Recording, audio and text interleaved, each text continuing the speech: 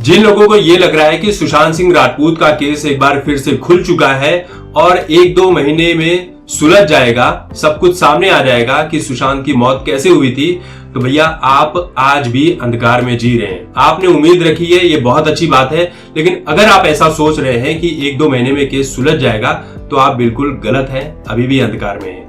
क्योंकि ये केस 2024 के इलेक्शन के पहले नहीं सुलझने वाला। मैंने पहले भी कहा था कि सुशांत का केस 2024 के पहले नहीं सुलझेगा और आज भी ये कह रहा हूं कि 2024 के पहले सुशांत का केस नहीं सुलझेगा, और अगर सुलझ गया तो इससे अच्छी बात क्या ही हो सकती है। लेकिन 2024 के पहले नहीं सुलझेगा। क्यों नहीं सुलझेगा वो कहानी आप सुनिए। जैसा कि रूप कुमार शाह ने खुलासा किया है, अचानक से रूप कुमार शाह सभी के सामने आते हैं और ये खुलासा करते हैं कि सुशांत की मौत आत्महत्या नहीं, हत्या है।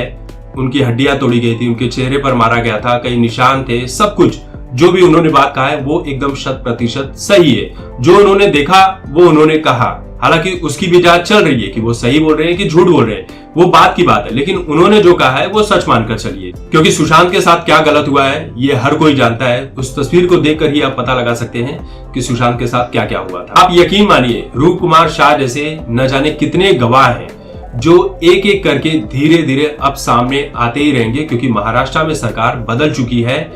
और सबसे बड़ी बात भले मैंने ये कह दिया था कुछ टाइम पहले कि सीबीआई जो है सो रही है, ये आप कह सकते हैं कि सुशांत के फैंस के गुस्से को मैंने दिखाया था कि सीबीआई सो रही है, लेकिन सीबीआई कहीं ना कहीं अपना काम कर चुकी है। उसके बाद सारे सबूत भी है, सब कुछ जमा भी कर चुकी है।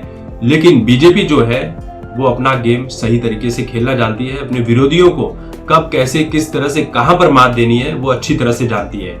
कहानी यह है कि बीएमसी का इलेक्शन आने वाला है 2023 में, यानी कि इसी साल 1-2 महीने 3 महीने के भीतर में। शिवसेना जो है वो बीएमसी में बहुत ही तगड़ी होल्ड रखती है, हारती ही नहीं है, इसलिए कई सालों से जीतती चली आ रही है और इस बार भी जीतने की उम्मीद है। भले ही उसका कितना विरोध हो रहा है लेकिन जीत सकती है, ये बात बीजेपी भी बहुत अच्छी तरह से जानती है।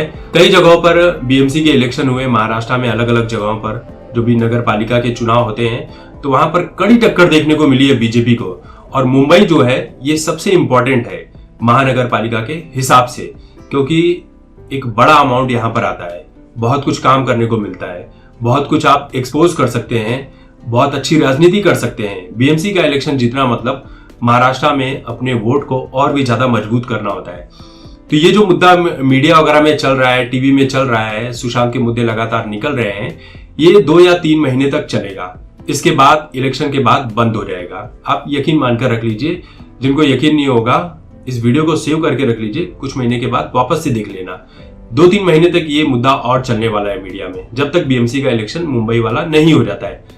उसके बाद ये मुद्दा सीधे उठेगा दिसंबर महीने 2023, अब खत्म होने वाला होगा तब उठेगा और तब तक चलता रहेगा जब तक सुशांत सिंह राजपूत का केस बहुत ज्यादा सामने नहीं आ जाता और इलेक्शन करीब नहीं आ जाता है। और मुझे इतना तो पूरा यकीन है कि बीजेपी पार्टी जो है वो सुशांत का सही मुद्दा सही समय पर लेकर आएगी और जो भी लोग इसके पीछे हैं उन सभी को एक्सपोज भी करेगी। लेकिन 2023 में ये मामला सुलझ जाएगा, ऐसा अगर आप सोच रहे हैं तो आप गलत हैं। ये मामला 2024 के इलेक्शन के पहले नहीं सुलझने वाला है।